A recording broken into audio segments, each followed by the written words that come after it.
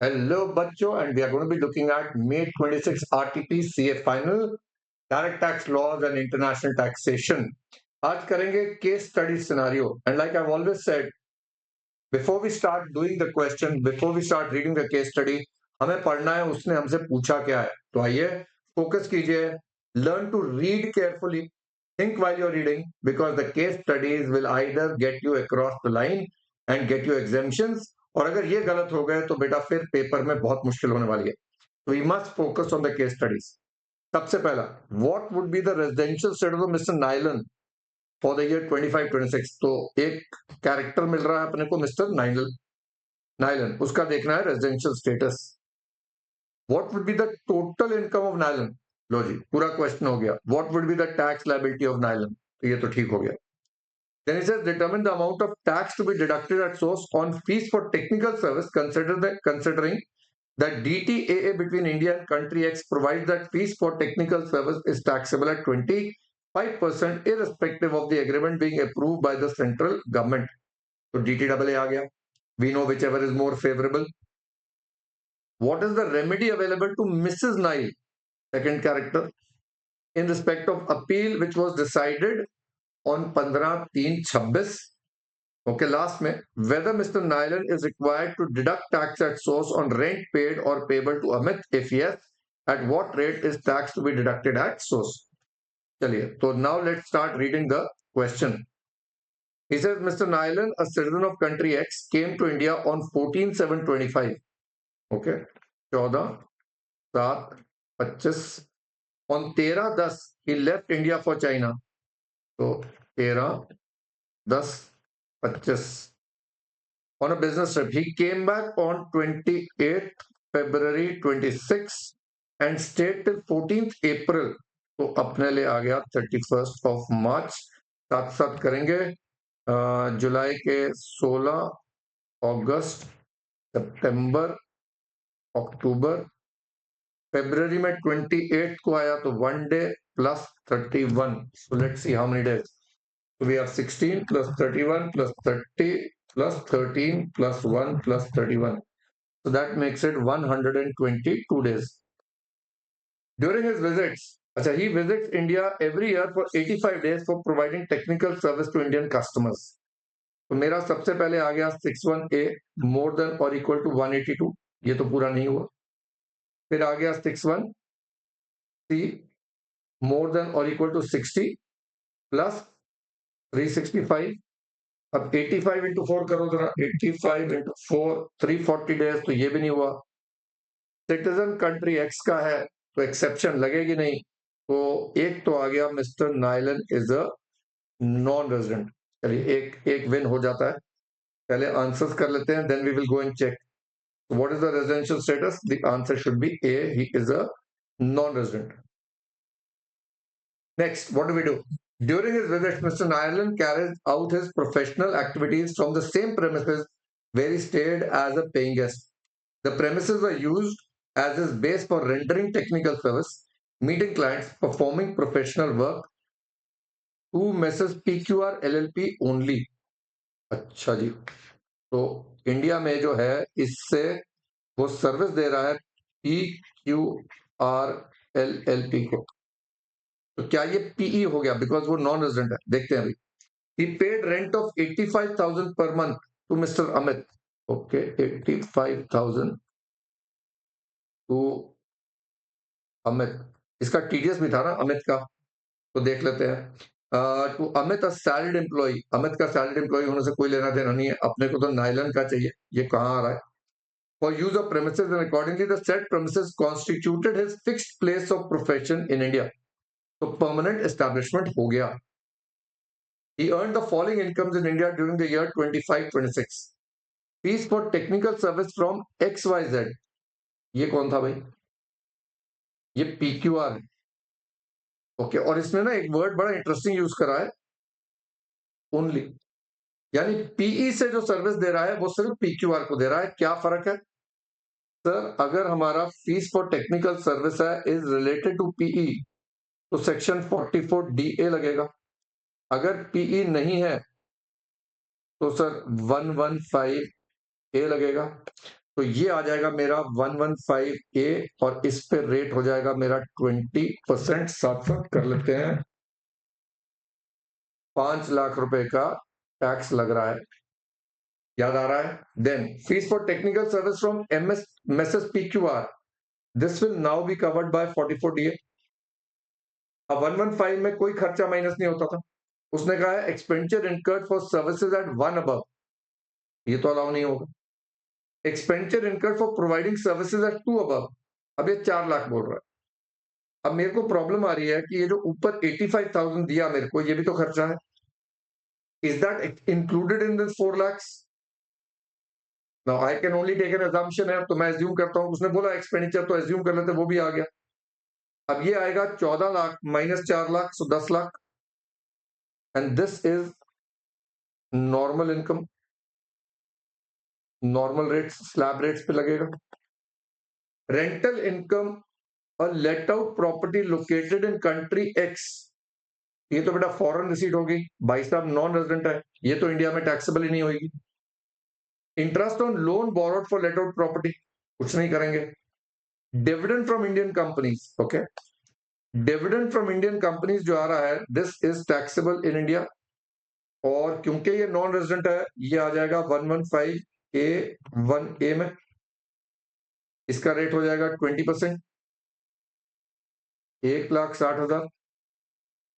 Income from mutual fund specified units are purchase in foreign currency, again 20%, कितना हो गया देखो, 75,000 into 20%, 15,000। Interest on debentures of Indian company again purchase in foreign currency, again 115A1A, 1,50,000, again 20%, तो 30,000 आ गया, 30,000। तो मेरा कितना हो गया, प्लस 1,60,000 प्लस 15,000 प्लस 5 लाख, तो मेरा स्पेशल इनकम पे टैक्स आ गया 7,05,000। नॉर्मल पे लगाएंगे, नॉर्मल पे आ रहा है मेरा 4 लाख पे नील आएगा, अगले 4 लाख पे 5%, तो इट इज 20,000, अगले 2 लाख पे इट इज 10%, तो 20,000, तो ये आ गया मेरा 40,000, तो 7,45,000 प्लस टोटल इनकम तो निकाली नहीं भाई। हाँ जी, टोटल इनकम कितनी आ रही है, 25 लाख एक प्लस 10 लाख एक plus this 10, 8 lakh plus 75,000 plus 1,50,000, ये आ रहा है मेरे पास 45,25,000। अच्छा, Mister Nylon is paying tax as per 115BAC1A, तो ये तो चलो हमने पहले एज्यूम कर लिया, डिफॉल्ट स्कीम है। देखें 45,25,000 आ रहा है, और टैक्स देख लेते हैं। अब सरचार्ज तो लग नहीं रहा है क्योंकि 50 लाख से कम है, तो 7,45,000 प्लस 4% इज 7,74,800। तो कितना है देखें जरा, 774 आ गया सर, 800, तो 3 आंसर आ गए, मुश्किल नहीं है बिल्कुल भी। Then he says his sister Mrs. Nile married to an Indian citizen and resides in India. He is the proprietor of Messrs. Dynasty Beauty Lounge. The assessment for assessment year 24-25 of Messrs. Dynasty Beauty Lounge was made under 143.3 on 1/12/25 times say hai, yes, within 12 months. The assessing officer added 16 lakhs on account of unexplained expenditure. However, she contended before the CITPs that this is professional fees paid to a consultant but could not substantiate with any invoice. The CITPs did not accept the contention and passes the order against her on 15/3/26. Okay. DTAA between India and country X need not be considered while answering MCQs unless specified. अच्छा, इसका कुछ था, TDS की बात बाद में करते हैं। क्या है, what is the remedy available? तो CIT अपील्स के ऑर्डर के against can she go to ITAT? I think so, even if it is about undisclosed income, क्या होना चाहिए? She can file an application for revision to commissioner under 264. Okay, she can file an application for rectification if it is a mistake apparent from the record, ये भी सही है। She can file an appeal to ITAT. She would liable to pay penalty but cannot file appeal against CIT appeals order because it is related to unexplained expenditure. तो भाई CIT appeals के order के against तो जा नहीं सकती. She can file an application for rectification if it's a mistake. True है, but ये mistake apparent from record तो है नहीं. Penalty but cannot file an appeal गलत है, तो answer comes C. She can file an appeal to ITAT. Then, sir, determine the amount of tax to be deducted at source on fees for technical service, considering that DTAA between India and country X provides that fees for technical service is taxable at 25%. पीछे चल के देखते हैं क्या था. तो अब भाई हमारे पास 25 लाख रुपए है. 25 लाख रुपए के ऊपर टीडीएस कटेगा बिकॉज फीस आ रही है XYZ लिमिटेड से, तो XYZ लिमिटेड टीडीएस काटेगी. नॉन रेजिडेंट है और यहां पर 115A लग रहा है, तो 20%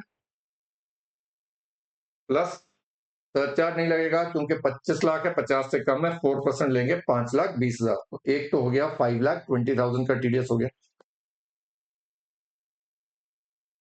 Then comes fees for technical service from PQR. PQR भी TDS काटेगी.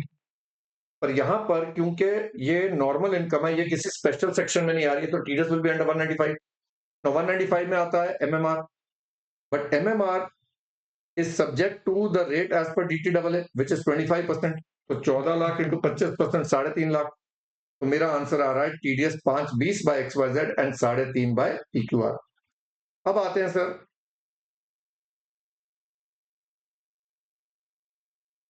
whether Mr. Nyland is required to deduct tax at source on rent paid or payable to Mr. Amit. If yes, at what rate is it required to be deducted at source? Now, Nyland is required to deduct tax on rent paid or payable to Amit. Amit कौन है भाई? Amit was, I think, the landlord, or Amit salaried employee.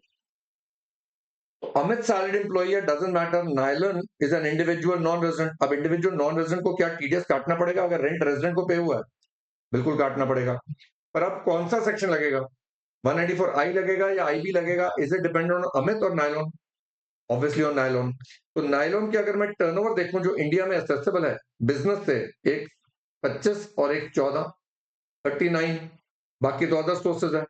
तो 39 लाख की turnover है, which means अब इससे previous year में भी इतनी होगी. उसने ऐसा बोला भी comes every year. So I'm going to assume that in the preceding year his turnover does not exceed 50 lakhs. Therefore he is not covered by 194I. Therefore he will be covered by 194IB. अगर IB होगा तो TDS का rate होगा 2%. तो no tax is required, ये गलत है. Yes, tax is required under 194IB. 2.08 नहीं लगेगा बिकॉज द पेई इज अ रेजिडेंट, एंड 10% नहीं लगेगा बिकॉज 194I में नहीं आ रहा है. तो हमारे आंसर जो आ रहे हैं एक बार क्या है, ACB, अच्छा ACB, let's go and check.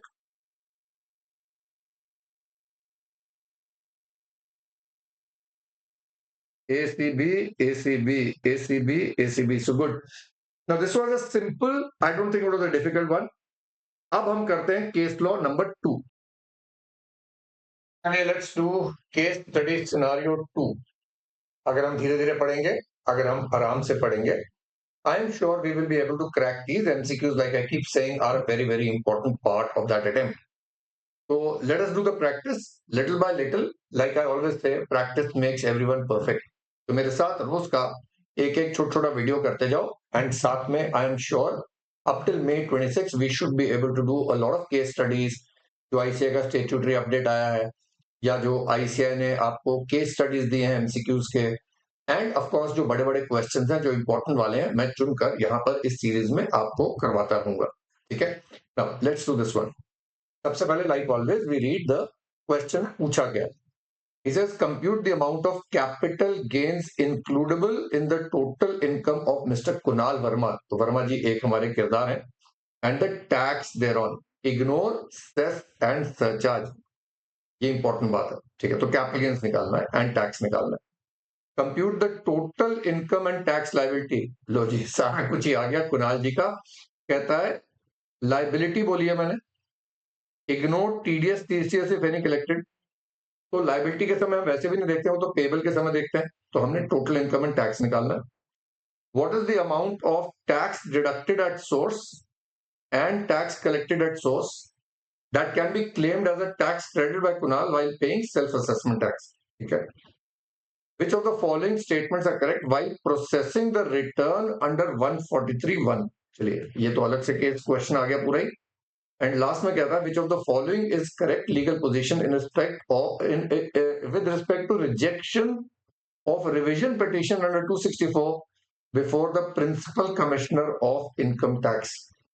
Okay, and last one तो अलग ही क्वेश्चन है। तो चलिए अब let us read the case study और साथ साथ इसको सॉल्व करते जाते हैं। Mr. Kunal is a resident, he's an individual and he's a partner in a consultancy firm. Like I say, while you are reading it, एक कहानी बनाते जाओ। भाई इंडिविजुअल है, पार्टनर है, filed his return of income for assessment year 26-27 under 131, 139(1). During the year 25-26, he sold listed equity shares through a stock exchange on which STT was paid at the time of acquisition and transfer. तो सीधा hint है भाई, 112A आ रहा है, resulting in a long term capital gains of 68 lakh. तो ये तो calculate करके ही दिया हुआ है, and this is 112A। Then he says on 16/12/25 he sold a residential house property for 115 lakhs which he had acquired for 25 lakhs on 31/5/2011। Okay, तो अब मेरा आ गया full value of consideration is 1,15,00,000 and my cost of acquisition is 25 lakhs। तो ये आ गया मेरा 115 minus 25 which is 90 lakhs। ये तो आ गया long term capital gain, but we know tax निकालते समय इंडेक्स करेंगे, अभी नहीं। Out of the sale proceed he invested 30 lakhs in a new residential house. अच्छा, उसने हमें कोई टाइम पीरियड नहीं बताया। तो बेचा क्या था, रेजिडेंशियल हाउस। तो सेक्शन 54 का मैं एग्जेम्पशन दे देता हूँ। काफी स्ट्रेट फॉरवर्ड क्वेश्चन लग रहा है मेरे को, ये फाइनल का नहीं है तो इंटर के लेवल का लग रहा है, बट चलो अभी देखते हैं, कहीं ना कहीं शायद कुछ कॉम्प्लिकेशन आए। ये आ गया मेरा long term capital gain under section 112। The share of profit and remuneration from the consultancy firm was 2.5 lakh and 35 lakh. तो शेयर ऑफ प्रॉफिट तो बेटा एग्जेम्प्ट होगा 10 पे में। 35 लाख जो होगा वो बिजनेस एंड प्रोफेशन में जाएगा। Such remuneration is fully allowable, so this becomes my business and professional income. Further, during the year, Mr. Verma purchased foreign tour package of 28 lakhs on which tax was collected at source। तो साथ साथ करते जाते हैं। 28 lakhs पे अपने को पता है पहले 10 लाख पे 5% होगा, तो 50,000, and the balance 18 lakhs will be at the rate of 20%, which is 3,60,000। मैं फिर भी कैलकुलेटर के ऊपर कर लेता हूं, तो ये आ गया मेरा 4,10,000 का टीसीएस है under section 206(1)(g)(b) and correctly reflected in his form 26AS। तो 26AS में देख रहा है, however he failed to claim the credit for such TCS in the return of income and also did not properly disclose the transaction to the relevant schedule। भाई ये तो question बनाने के लिए क्वेश्चन बनाया है, ऐसा कौन करेगा। 4,10,000 की बात है, क्योंकि आपको पता है अगर आपने डिस्क्लोज नहीं करा तो 26AS में है भी, तो भी इसका क्रेडिट ऑटोमेटिकली नहीं मिलेगा। The return was processed under 143(1) wherein the excess tax liability was computed due to incorrect treatment of long term capital gain। अच्छा जी, credit of TCS was not allowed and interest under 234 ABC was levied। तो एक बोल रहा है भाई TCS का claim नहीं मिला, long term capital gain incorrect था तो उन्होंने ठीक कर दिया, और 234A2C भी लेवी कर दिया। ठीक है, 3 बातें होगी। By the time Mr. Verma noticed these errors, the time limit for filing a revised return under 139(5) as well as for seeking rectification under 154 had expired। Okay. Consequently, he filed a revision petition under 264 before the Principal Commissioner of Income Tax enclosing contract notes, investment proof, and Form 26AS, and contended that the mistakes were bona fide and had resulted in undue hardship. The principal commissioner, however, rejected the revision petition on the ground that once the assessee had consciously offered the income to tax, the return could not be altered by invoking the provisions of 264, which is incorrect. 264 में आप जा सकते हो. 264 is applicable. I will not even go into the timelines. मैं इसको on merit of what they have asked, because 154 का time period rectification का 4 years from the end of the relevant year होता है. तो anyways उन्होंने बोला वो time period expire हो गया, मैं मान रहा हूँ. Mister Kunal Verma is paying tax under 115 BSc 1A. चलो ये भी क्लियर है कि न्यू स्कीम है. इन्फ्लेशन इंडेक्स दोनों का दिया हुआ है. चलिए लेट अस कैलकुलेट. अब अपने को पता है कैपिटल गेन्स जो आ रहा है 68 प्लस 60, ये आ गया 1,28,00,000 रुपया.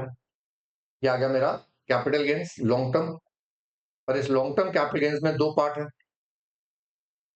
एक है 68 लाख का, ये है 112A का, और एक है 60 लाख का, ये है 112 का. तो एक काम करते हैं, पहले 68 लाख में से माइनस करते हैं 1,25,000,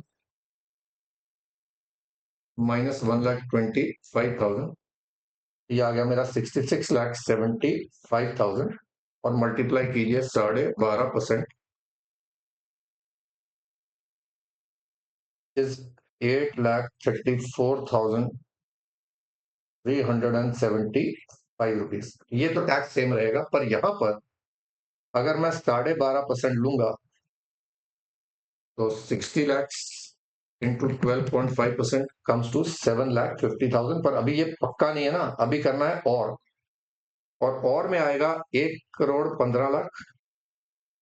और इसमें हम लेंगे 25 लाख के ऊपर इंडेक्स करेंगे. करो जरा, कितना आ गया? 376 डिवाइडेड बाय 184. तो 25 lakh into 376 divided by 184, 5108,696 minus 1,15,00,000. ये आ गया मेरे पास 6,391,304. अब इसमें क्या देंगे सर? सर इसमें देंगे वो 54 का एग्जाम्पशन 30 लाख का.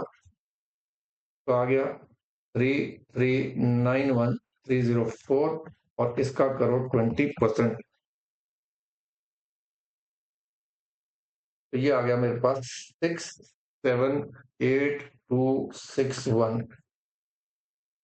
ये नहीं लगेगा. अब आ जाएगा मेरे पास 6,7,8,261. अब ऐड कर लो 8,54,375 plus 678,261. So I have 15,12,636. और उन्होंने बोला था सरचार्ज और सेस नहीं लेना. तो अब जरा पहले वाले का आंसर देखते हैं.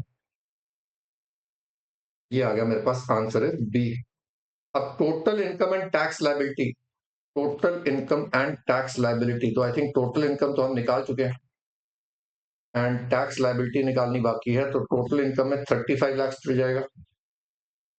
तो बेसिकली इस टैक्स में let us add tax on 35 lakh. पहले 24 लाख पे 3 लाख होगा और 11 लाख पे 3,30,000 हो गया.